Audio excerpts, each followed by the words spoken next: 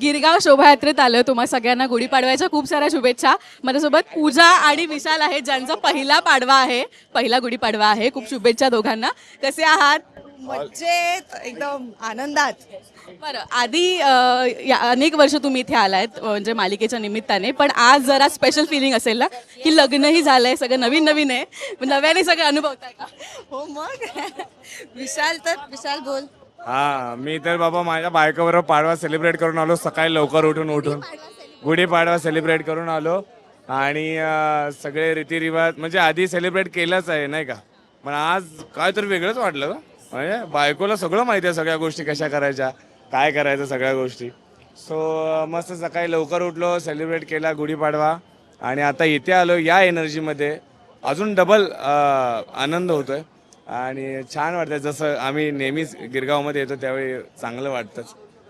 So यावेळेचा Padwa खरंच गुढीपाडवा खरंच special आहे.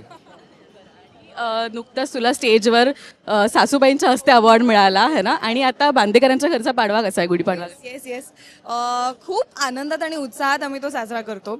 आमच्याकडे जे महेश काका आहेत त्यांच्याकडे अख्ख्या घराची मिळून आमच्याकडे एक गुढी उभारली जाते आणि ती आता मी इथे आहे, इथून गेल्यानंतर आम्ही ती उभारणार आहोत.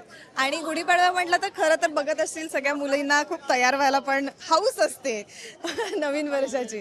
तर आज एक खास गोष्ट अशी की माझ्यासोबत सोहम पण सकाळी लवकर उठून मला मदत करत होता हे सगळं तयार होण्यासाठी. माझी खूप अक्षराला सगळं माहिती आहे, सोहमला कितपत माहिती आहे? सगळं माहिती आहे, माझ्याहून जास्त त्याला माहिती आहे. खरं तर फक्त पूजेच्याच गोष्टी नाही तर खरं सांगेन तर श्लोक म्हणा किंवा मंत्र ह्या सगळ्या गोष्टींचं खूप चांगलं नॉलेज आहे त्याला. मी त्याच्याकडून शिकत असते, त्यामुळे छान वाटतंय. सगळे फॅन्स भेटतायत. एन्जॉय करा, पहिला पाडवा आहे आणि इथे तर आपण दरवर्षी येतो. खूप शुभेच्छा तुम्हाला. Thank you so much. थँक्यू. शुभेच्छा.